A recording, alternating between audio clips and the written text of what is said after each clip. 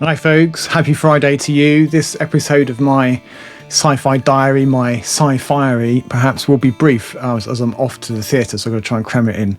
Let me begin with what I've been reading this week. And the answer is not a lot, really, comparatively speaking. I did finish Red Rising on audiobook, and I've heard it described as a young adult book, but if it is, it's a particularly gnarly, violent one. No, I think that the protagonists are young adults, but that's as far as it goes. Darrow is a miner on Mars working for the betterment of his fellow men, for the terraforming of Mars, for future human habitation. In this world, there are strict hierarchies, striations, if you like, of roles and place in society. Reds, like Darrow, are labourers, the lowest of the low, living in cramped, dangerous conditions underground. And the greys are the enforcers, the pinks are there for the pleasure of the lofty golds who rule the roost, and there are a whole rainbow of other colours performing other tasks. Darrow and his fellow miners can tolerate the conditions, the hard work, the short lives, because they know that their work is important for humanity. But, as it says on the back of the book, they are deceived, betrayed. As Darrow soon discovers, the surface of Mars has been habitable for generations. There are cities, parks, you name it, on the surface. And once that's revealed to him, Darrow is recruited by the Sons of Ares, a revolutionary resistance group who seek to bring down the established order. Darrow is trained and cosmetically altered to infiltrate the world of the golds on the surface, to become one of them, with the goal of attaining a position of power from which he can fulfill the aims of the Sons of Ares to free his people.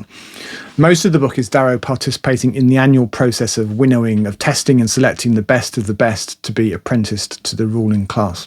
To achieve his objective, though, he will have to become a gold, to think like a gold, behave like a gold, and fight like a gold. And can he do this whilst retaining his own heritage and remembering his mission? In some respects, it's an old tale. There's a distinct whiff of the Hunger Games in the extended Battle Royale format of the year-long game that Darrow must endure. I did enjoy the journey as he wins friends, makes enemies, and works hard to subvert the rules of the game to achieve victory against the odds and against the wishes of the powerful. I smiled because the narrator is Irish and gives Darrow and the other Reds an Irish accent, whereas the other colours are various flavours of English accents, and of course the golds are super plummy and obnoxious. It's a little bit of a caricature perhaps, but you certainly know who the bad guys are, or are they? I like the way that the author added some nuance to the mix by making many of the young golds in the games rather messed up by their families, some very likeable and some become firm friends of Darrow's despite his initial instincts. So I enjoyed the book, and I enjoyed the narration, the performance really of the audiobook, and I will be pushing on with the rest of the series over the coming months, I think, which I hear gets better and better. I thought I might finish Early Riser this week, but I'm about 2/3 of the way through. It's my first Jasper Fforde, and at first I wasn't sure if I was going to get on with his style. He has a very dry wit and throws clever phrasing, plays on words and subtle jokes in a constant barrage at you in the sentences. But once I got my eye in, I saw these as little tidbits of information, clues as to the functioning of the wintry world that is the setting for the book, and I'm now wading my way through it pretty fast. Anyway, more on that next week. So it was an uncharacteristically light week from a reading point of view. And since I'm nearly at the end of my committed TBR pile for April, I chose to spend more time than I might normally trying to get ahead of the game from a video point of view, with some success. Channel stuff next then. At the time of recording this video on Thursday evening, subscribers are at 2,711, which is up 21 on last week. If you are one of those 21, or if you've dropped in for the first time today, welcome. I'm John, and I focus on reading, collecting, and waffling on about science fiction books, old and new. Comment of the week was from the McMonster, who thinks that I get into too much detail in my mini reviews, and perhaps in the summaries I do in the themed videos.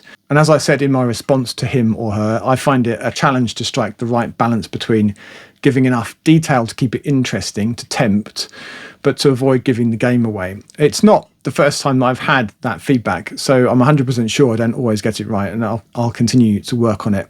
And you can help me. If you have a point of view on that as far as my channel goes, then do let me know in the comments. Thank you, as always, for all of your comments. I'm always delighted to hear from you. By the way, talking of comments, I'm starting to think about another look at space operas for a future video, specifically singletons or standalones, books that are not part of a series, a trilogy, or whatever. So just individual books. So if you can think of any, old or new, thick or thin, acclaimed or obscure, that you would recommend to other people, do let me know in the comments, and I shall add them to my long list. On the channel this week were a range of video delights. On Sunday, there was a look at the Fermi paradox, or rather science fiction's answers to the question, if there are so many of them out there, why don't we see any signs of them? Where are they? And I enjoyed putting that video together. It was fun to pick that as a theme. On Tuesday, there was a look at two books that I've enjoyed in recent months, one of which reminded me strongly of the other in its style, in its world building, the nature of the physical constraints or laws, and a bunch of other aspects. The books were On by Adam Roberts from 2001 and Inverted World by Christopher Priest, of course, from 1974. One a classic, of course, and the other, I think, a lesser book, but no mere imitation. It stands on its own feet and is well worth a read. Yesterday was my 1 year anniversary on YouTube, my chaniversary. There was a video looking at some channel stats, popular videos, plans for the future and so on, ending with a rather uncouth look at what YouTube has paid me to carry their ads on my videos during the year. And if you haven't watched it, the clue is not a lot. This week, I've not watched a whole lot on YouTube, but there were a couple of things that I enjoyed. Robin over at Bookspin did a nice review of Inverted World, a book that he seemed to enjoy very much. I also enjoyed Outlaw Bookseller's look at his very lovely Isaac Asimov hardcover collection, all Grafton or Granada reissues from the 80s or like late 70s maybe, plus some early Greg Bears too. I have a few of those books too, and would dearly love to get hold of more. And in the meantime, I'll just have to drool over Steve's copies from afar. On the book buying front, it's been quite a week. In fact, the pile of books that I've accumulated was teetering to the point where I needed to record a haul video, and that will be coming soon. Since filming that video, I've ordered a couple of special editions which have just arrived in the last day or two, and a very nice book arrived in the post from a viewer. More on that in the haul video coming soon, or possibly the one following. I can't remember now which one I included it in. Looking ahead to the coming week, on Sunday there will be a look at some audience book recommendations. I've been combing through the last couple of months worth of comments and have quite a list to choose from. I say Sunday, it might be on Monday. We'll see how I get on with the preparations for that this weekend.